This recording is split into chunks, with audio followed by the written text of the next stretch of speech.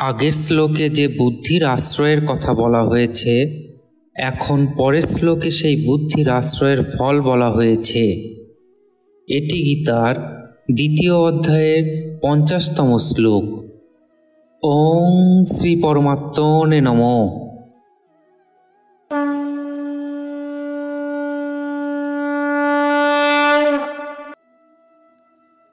বুদ্ধিযুক্ত চহতিহ উভে সুকৃত দুষ্কৃতে তস্মাৎ যোগায় যুজস্ব যোগ কর্মসু কৌশলম।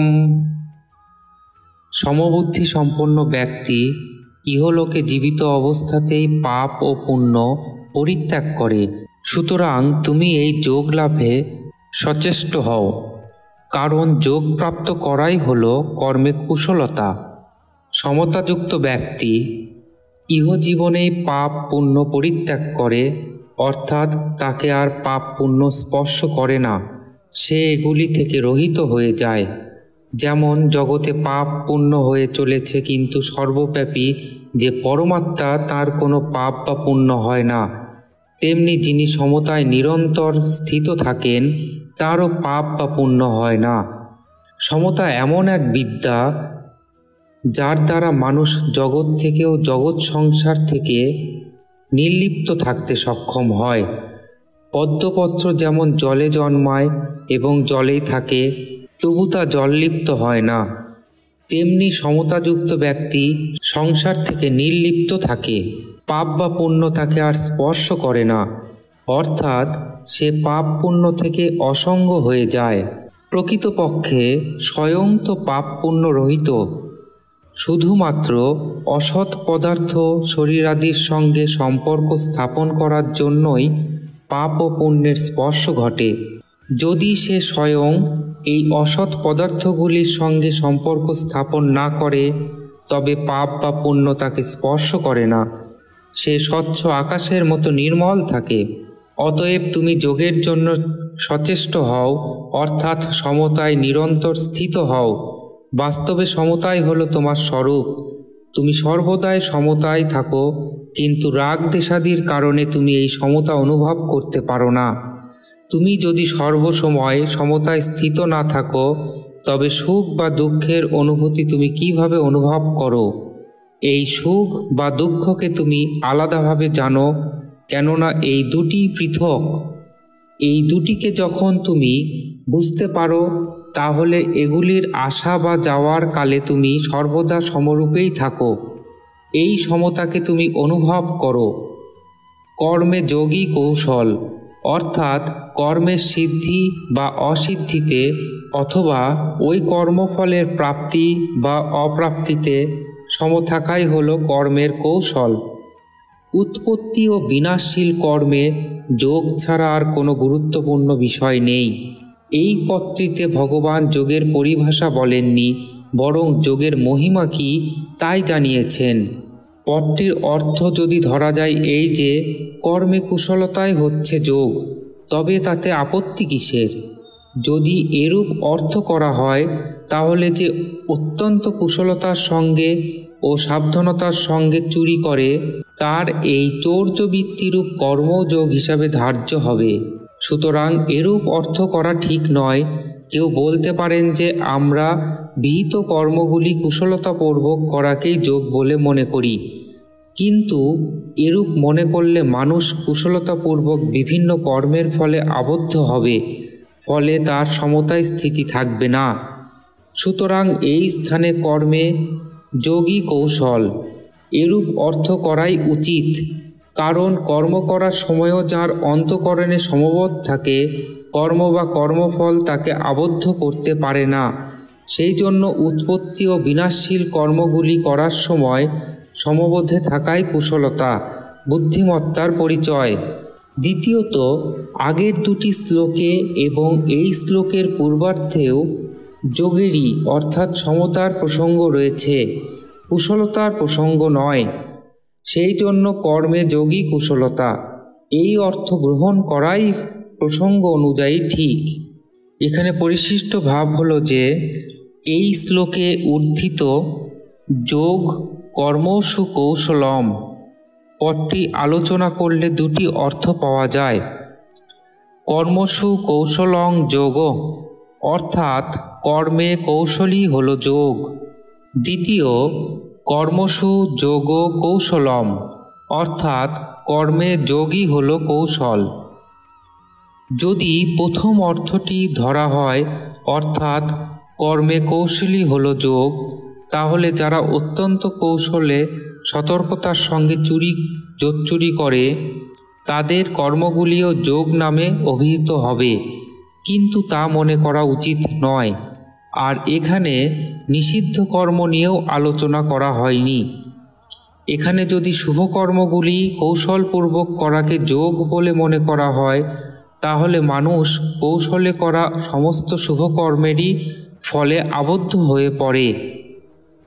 সুতরাং তার স্থিতি তখন আর সমতা থাকে না এবং তার দুঃখও দূর হয় না। শাস্ত্রে বলা হয়েছে কর্মণা বদ্ধতে জন্তু, অর্থাৎ কর্ম দ্বারা মানুষ আবদ্ধ হয়। সুতরাং যে কর্ম স্বাভাবিকভাবেই মানুষকে আবদ্ধ করে সেই কর্মই যে প্রকারে মুক্তি প্রদানকারী হয়ে ওঠে সেটি হলো প্রকৃতপক্ষে কর্মের কৌশল। মুক্তি যোগের অর্থাৎ সমতার দ্বারা হয়, কর্মে কৌশলের দ্বারা নয়।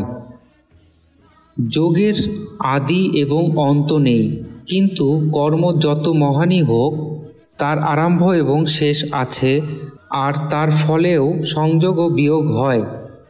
যার আরম্ভ ও শেষ থাকে এবং যার সংযোগ ও বিয়োগ হয় তার দ্বারা মুক্তি লাভ হবে কি করে? বিনাশশীলের সাহায্যে কিভাবে অবিনাশীকে পাওয়া সম্ভব? পরমাত্মার স্বরূপই হল সমতা। নির্দোষং হি সমং ব্রহ্ম, সুতরাং সমত্ব যোগেরই কর্মের নয়।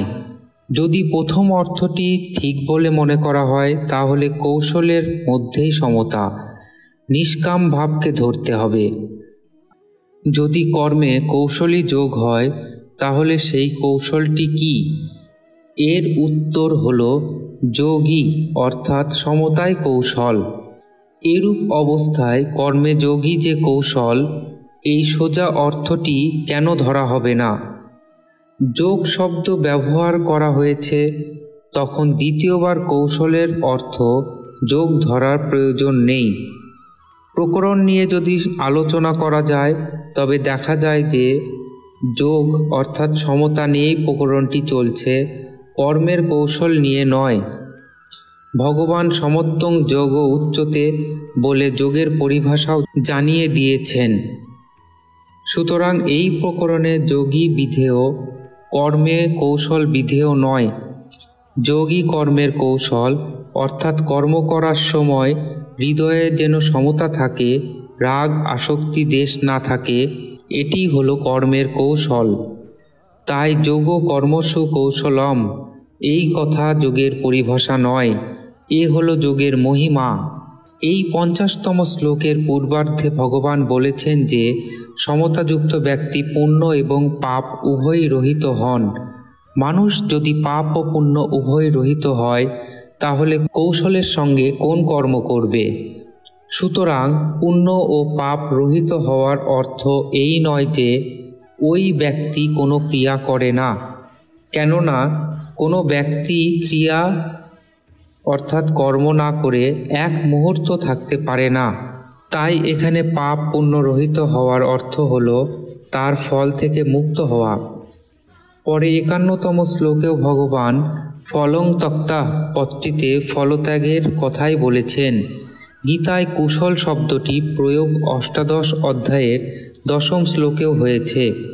সেখানে অকুশলম কর্মের প্রসঙ্গে সকামভাবে করা এবং শাস্ত্র নিষিদ্ধ কর্মের কথা বলা হয়েছে, এবং কুশল কর্মের প্রসঙ্গে নিষ্কামভাবে করা শাস্ত্রবিহিত কর্মের কথা বলা হয়েছে। কুশল এবং অকুশল কর্মের আদি ও অন্ত হয়, কিন্তু যোগের আদি অন্ত হয় না।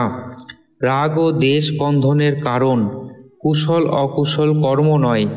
তাই আসক্তিপূর্বক করা কর্ম যত শ্রেষ্ঠই হোক না কেন তা বন্ধনকারকই হয়ে থাকে। কারণ ওই কর্মের দ্বারা যদি ব্রহ্মলোক প্রাপ্তিও হয় তাহলেও সেখান থেকে ফিরে আসতে হয়। তাই যে ব্যক্তি অকুশল কর্ম দেশ সহকারে করেন না এবং কুশল কর্মের আচরণ আসক্তিপূর্বক করেন না, তিনি প্রকৃতপক্ষে ত্যাগী, বুদ্ধিমান, সংশয়রহিত এবং স্বস্বরূপে স্থিত।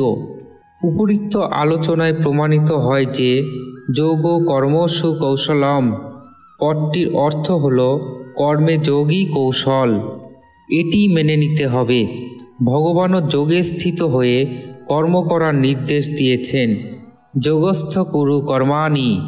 তাৎপর্য হলো এই যে কর্মের কোনো মহত্ব নেই, যোগেরই অর্থাৎ সমতারই মহত্ব আছে। সুতরাং কর্মে যোগই হলো কৌশল। হরি ওং তৎসৎ।